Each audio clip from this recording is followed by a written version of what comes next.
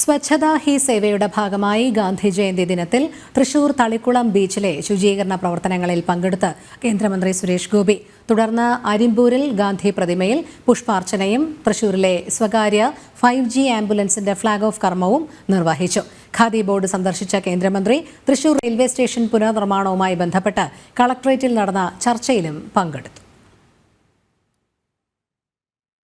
ഗാന്ധി ജയന്തി ദിനത്തിൽ പ്രധാനമന്ത്രി പ്രഖ്യാപിച്ച സ്വച്ഛതാ ഹി സേവ ക്യാമ്പയിനിന്റെ ഭാഗമായാണ് തളിക്കുളത്തെ സ്നേഹതീരം ബീച്ചിൽ ഇന്ത്യൻ കോസ്റ്റ് ഗാർഡിന്റെ നേതൃത്വത്തിൽ ശുചീകരണ പരിപാടി സംഘടിപ്പിച്ചത്.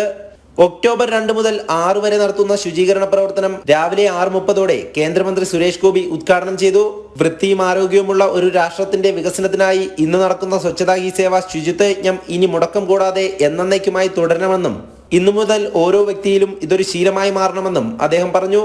ഭാരതത്തിൽ ബഹുമാന്യനായ പ്രധാനമന്ത്രി ശ്രീ നരേന്ദ്രമോദിജിയുടെ 2014 വിഭാവനം ചെയ്ത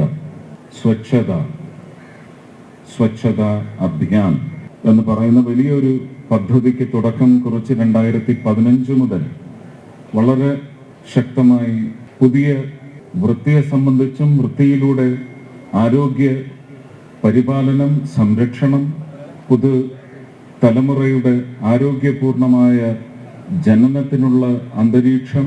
തുടർന്ന് കോസ്റ്റ് ഗാർഡ്, NSS, NCC തുടങ്ങി നിരവധി വിദ്യാർത്ഥികളടങ്ങുന്ന സംഘത്തോടൊപ്പം കേന്ദ്രമന്ത്രിയും ശുചീകരണ പ്രവർത്തനത്തിൽ ഏർപ്പെട്ടു.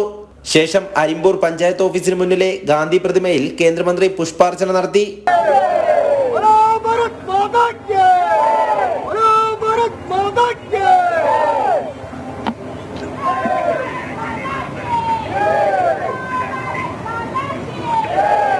തുടർന്ന് തൃശൂർ അയ്യന്തോളിൽ ആധുനിക ഓൺലൈൻ സംവിധാനങ്ങളോടെയുള്ള സ്വകാര്യ 5G ആംബുലൻസിന്റെ ഫ്ളാഗ് ഓഫ് കർമ്മം അദ്ദേഹം നിർവഹിച്ചു. ഉച്ചയോടെ കളക്ടറേറ്റിലെത്തിയ അദ്ദേഹം തൃശൂർ റെയിൽവേ സ്റ്റേഷന്റെ പുനർനിർമ്മാണവുമായി ബന്ധപ്പെട്ട ചർച്ചയിലേർപ്പെട്ടു. പുനർനിർമ്മാണ രൂപരേഖ തീരുമാനിച്ചതായും നിലവിലുള്ള റെയിൽവേ സ്റ്റേഷന്റെ 10 മടങ്ങ് സൗകര്യങ്ങളുള്ള റെയിൽവേ സ്റ്റേഷനായുള്ള നിർമ്മാണ പ്രവർത്തനങ്ങൾ ഉടനടി ഉണ്ടാകുമെന്നും അദ്ദേഹം അറിയിച്ചു.